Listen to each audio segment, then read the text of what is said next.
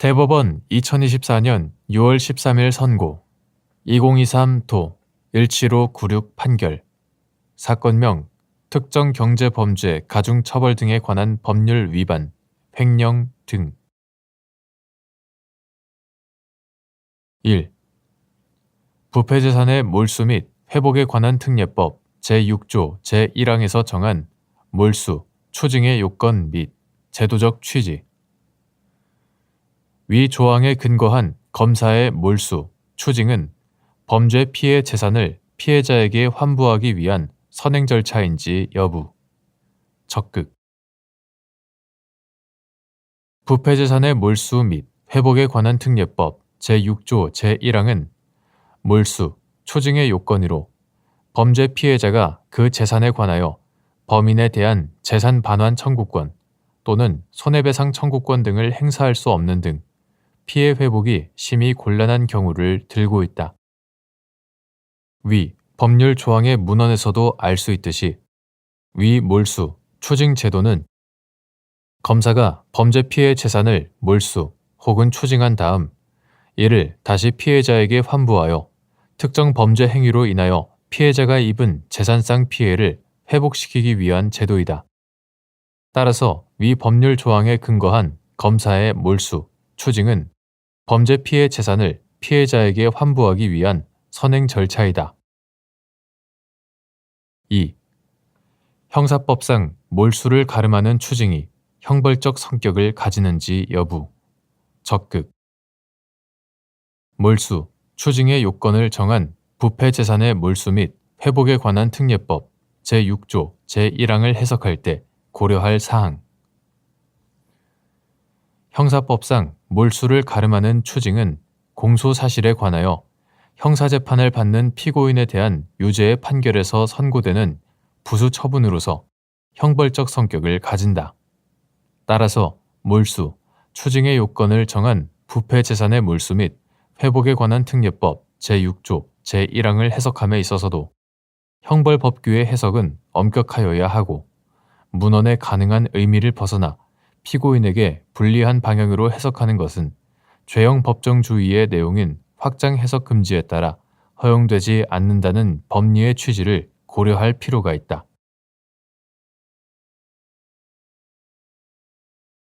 대법원 2024년 6월 13일 선고 2023도 18812 판결 사건명 폭행, 특수상해, 인정된 죄명, 상해 등 특수상해죄 및 특수협박죄의 구성요건 중 위험한 물건을 휴대하여의 의미.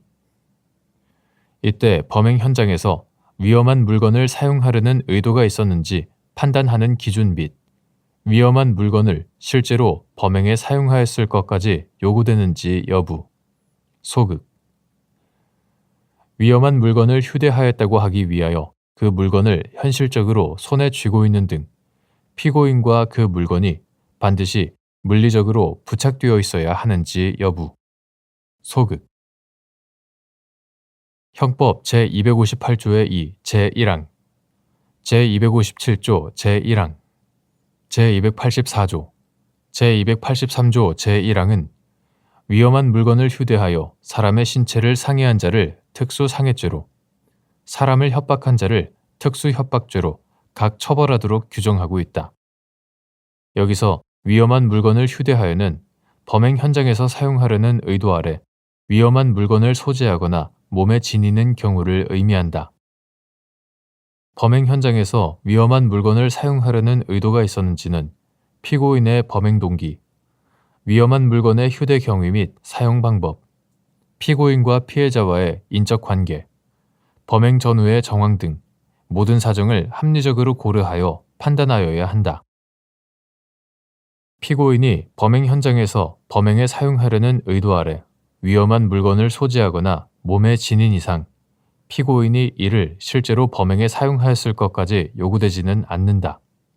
또한 위험한 물건을 휴대하였다고 하기 위하여는 피고인이 범행 현장에 있는 위험한 물건을 사실상 지배하면서 언제든지 그 물건을 곧바로 범행에 사용할 수 있는 상태에 두면 충분하고 피고인이 그 물건을 현실적으로 손에 쥐고 있는 등 피고인과 그 물건이 반드시 물리적으로 부착되어 있어야 하는 것은 아니다.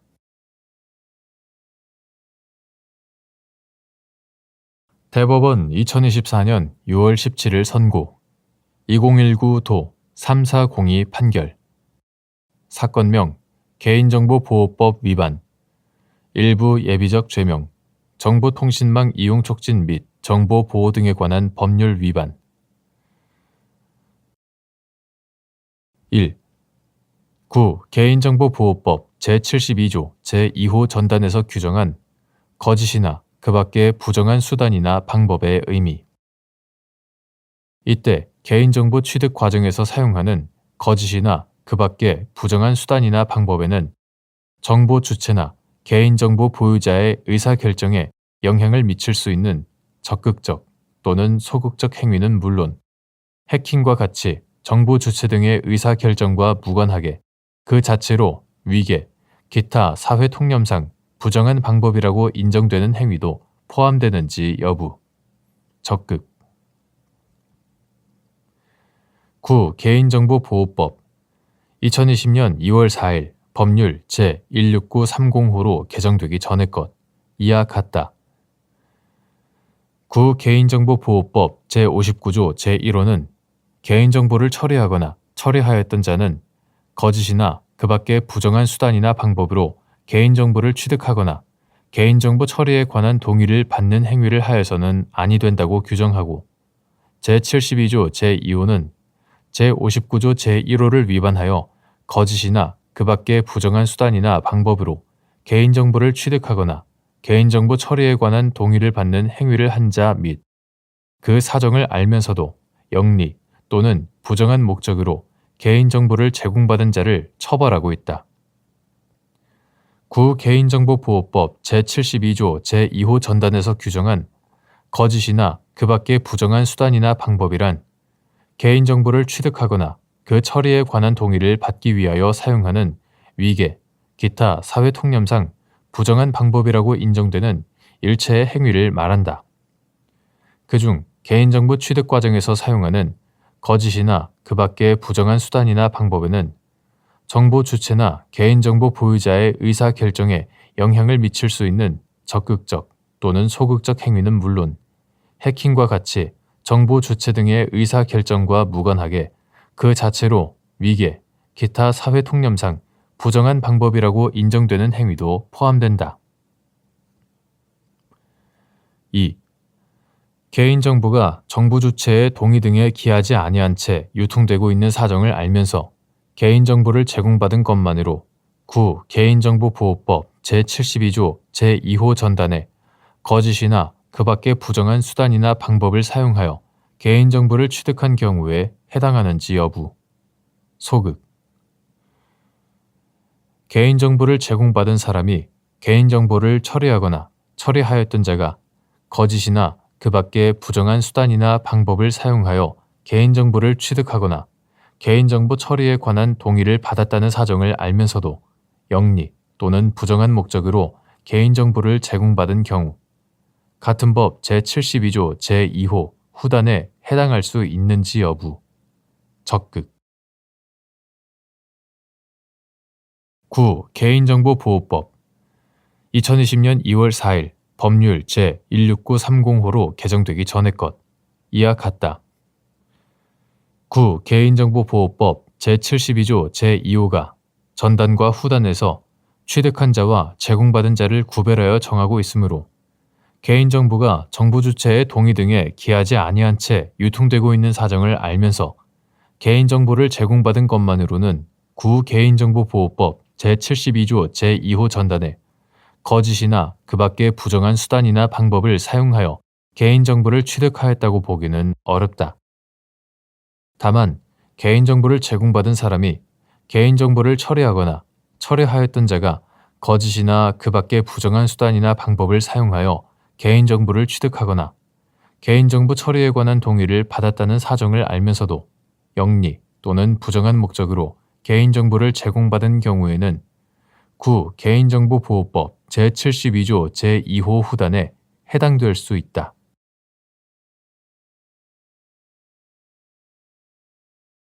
대법원 2024년 6월 20일 선고 2022도 12175 전원 합의체 판결.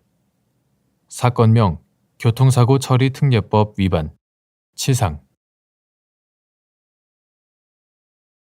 진로 변경을 금지하는 안전표지인 백색 실선이 교통사고 처리 특례법 제3조 제2항 단서 제1호에서 정하고 있는 통행금지를 내용으로 하는 안전표지에 해당하여 이를 침범하여 교통사고를 일으킨 운전자에 대하여 위 조항 본문의 반의사 불벌죄 규정 및 제4조 제1항의 종합보험 가입 특례 규정의 적용이 배제되는지 여부. 소극. 진로 변경을 금지하는 안전표지인 백색 실선은 교통사고 처리 특례법 이하 교통사고 처리법이라 한다. 교통사고 처리법 제3조 제2항 단서 제1호 이하 단서 제1호라 한다.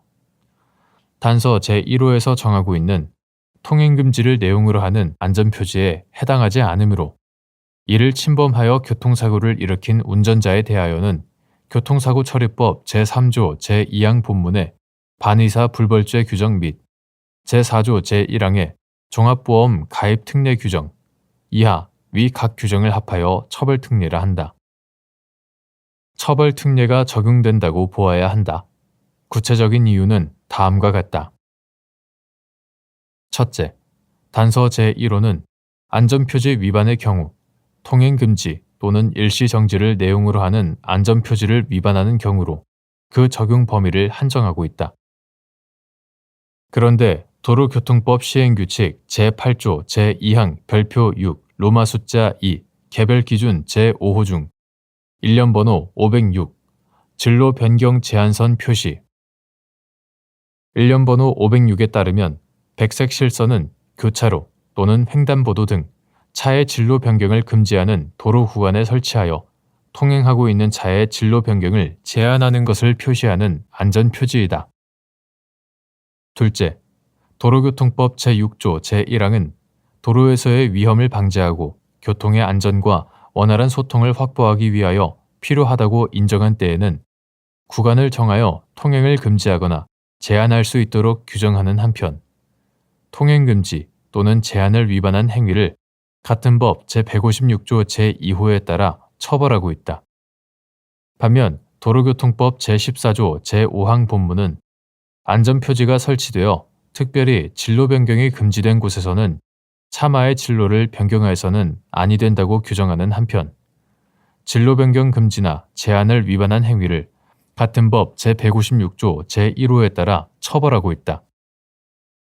도로교통법 제156조가 제1호와 제2호의 위반 행위에 대하여 동일한 형을 정하고 있기는 하나 도로교통법은 통행금지와 진로변경금지를 구분하여 규율하면서 처벌 체계를 달리하고 있으므로 통행금지와 진로변경금지에 관하여 서로 다른 금지 규범을 규정한 것으로 보아야 한다. 따라서 진로변경금지 위반을 통행금지 위반으로 보아 단서 제1호에 해당한다고 보는 것은 문헌의 객관적인 의미를 벗어나 피고인에게 불리한 해석을 하는 것이다. 셋째, 단서 제1호가 규율한 것은 크게 신호 위반, 통행금지를 내용으로 하는 안전표지 지시 위반, 일시정지를 내용으로 하는 안전표지 지시 위반의 세 가지이다. 진로 변경 제한선과 같이 해당 표지에 위반하여 진로를 변경하는 것 자체는 금지되어 있으나 진로를 변경한 이후 해당 방향으로의 계속 진행이 가능한 경우 그 위반 행위를 통행 방법 제한을 위반한 것으로 볼 수는 있어도 법문헌에서 말하는 통행금지 위반으로 볼 수는 없다. 넷째, 교통사고 처리법 제정 당시부터 현재까지 단서 제1호의 문헌은 거의 변동이 없다. 그런데 교통사고 처리법 제정 당시 시행되고 있던 구도로교통법 시행규칙 1982년 6월 21일 내무부령 제376호로 개정되기 전의 것. 구도로교통법 시행규칙은 노면 표시의 하나로 진로변경 제한선을 규정하고 있지 않았다. 그렇다면 입법자는 교통사고 처리법을 제정하면서 진로 변경을 금지하는 백색 실선을 단서 제1호에 통행 금지를 내용으로 하는 안전표지로 고려하지 않았다고 보는 것이 합리적이다. 다섯째, 진로 변경을 금지하는 안전표지인 백색 실선이 설치된 교량이나 터널에서 백색 실선을 넘어 앞지르기를 하는 경우에는 별도의 처벌특례 배제 사유가 규정되어 있으므로 교통사고 처리법 제3조 제2항 단서 제4호 백색 실선을 통행금지를 내용으로 하는 안전표지로 보지 않는다고 하여 중대 교통사고의 발생 위험이 크게 증가한다고 보기는 어렵다. 여섯째, 청색 실선으로 전용 차로가 구분되어 있는 경우 전용 차로 표시에 관한 도로교통법 시행규칙 제8조 제2항 별표 6 로마 숫자 2 개별 기준 제5호 중 일련 번호 504에 따르면 전용 차로제가 시행되지 않는 시간대에는 전용 차로와 일반 차로를 구분하는 청색 실선을 위 제5호 중 일련 번호 503의 차선 표시로 보게 되므로 이 시간대에는 백색 실선과 동일한 의미를 가진다. 그런데 백색 실선을 단서 제1호에서 규정하는 통행금지를 내용으로 하는 안전표지로 볼 경우 전용 차로제가 시행되는 시간대는 물론 전용 차로제가 시행되지 않는 시간대에도 일반 차량의 운전자가 청색 실선을 넘어 진로를 변경하는 과정에서 교통사고가 발생하면 처벌특례의 적용을 받을 수 없는 문제가 있다.